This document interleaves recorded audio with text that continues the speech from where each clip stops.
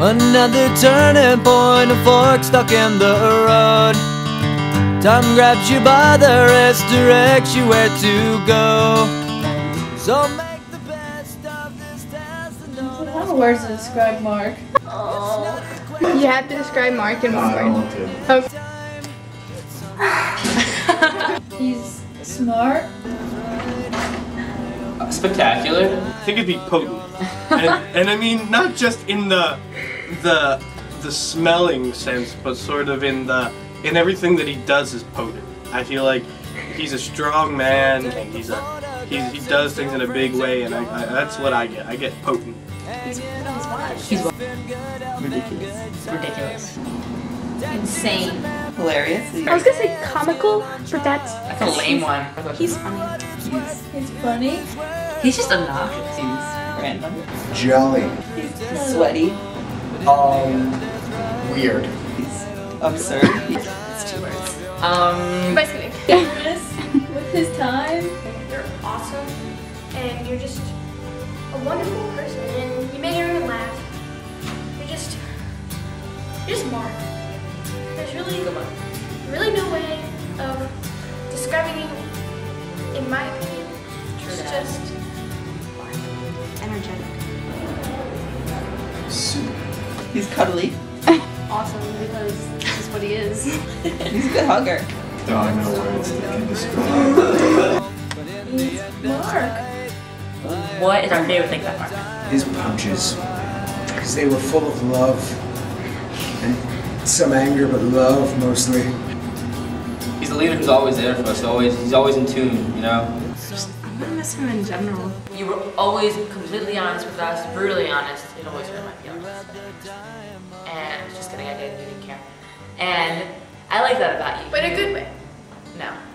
He treats us like adults. What are you gonna miss most about him? Him. Megan, we don't need We to, already went we don't through need to use this. outdoor voices. Takes a lot of attention to what's going on in your life and how if you're acting differently, like he knows something's up. But he's not good with kids, like at all. So, like I know it sounds weird, but like I've grown up a lot because I knew I was gonna have to deal with Mark, and I knew he wasn't good with younger kids. So I realized I had to grow up to meet him halfway. Because there's no one else like him. He's out of the ordinary, and we were probably just the luckiest guys to ever have him. You don't find many comedian pastors. How he can just talk to you and tell you things. How honest he can be with you. Yeah, and it makes sense. I got pushed like running for things on the synod that I lost twice to people. Not funny. And I just laughed at him. it is funny. I know. Just his openness and how he always, at the beginning of the sermon, he always states he's not perfect. His humor.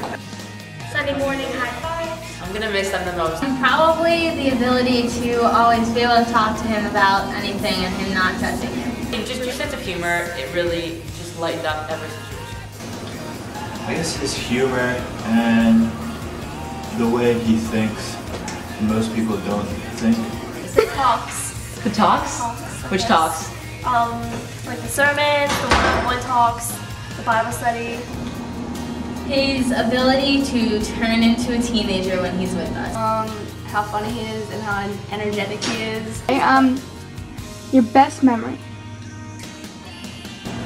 My favorite memory? That's a fair question. On account, I have like 4 years worth of memories with Mark. I guess on the pilgrimage. Our trip down to DC. 8th grade pilgrimage. The 8th grade pilgrimage. On the pilgrimage in 8th grade? We were at the pilgrimage together, and we were in like where the guys were sleeping, and then he farts, and he just didn't make a big deal out of it, and he was just so casual about it. And I just kind of knew then and there that there was something special about this guy. That was fun. That was pretty much the first time I really talked to him. I remember pulling down that one tree. Remember that? I remember that. That's pretty fun. Was there a monkey? Rip it down. The shoe in the escalator. When I was younger, I knew you, but I didn't like you. When I was a little bit older, I knew you, but didn't like you. When I was in affirmation, I knew you and hated you. We talked about it. And now I'm in the teens group, and I never thought I'd see the day when I was gonna miss you leaving. It was the one time we were in the underground and it was like a hangout day and things kind of got out of hand and we ended up throwing bowling pins at each other. I don't know. You've pushed me out of my comfort zone in good ways. And yeah, in good ways, like I jumped off a 30-foot pole because of the way people made me feel like it was okay. I drop kicked him once. That might have been my favorite actually. Hey Mark. Hey. It's Kirsten and Sarah. We just made this video and we wanted to tell you that we missed you. We're going to miss you. We decided we were going to make you a video a while ago. We found out you were leaving. Hopefully you've noticed by the video that you got a lot of people who love you here. Yes, very much so. And there's including us. Much more that we were not able to get. You're leaving, and I don't know how I feel about that yet, and I don't think I ever will, but I know that you're going to go on to do some pretty cool stuff. It's a good thing that you're going, because that church definitely needs help, and it's probably selfish of us to want you here. Yeah. Because you built up our youth program, and it's going to keep going strong. Let's see, when a mommy and a daddy love you. It'll be good. Yeah, it'd be good for us to go out on our own. Like when the mama bird takes her young birds and puts them and makes them fly and drops them out of the tree. And in this case, you are the mother bird. And we are the things. The tree is a metaphor for life. Or for the church. Or for church.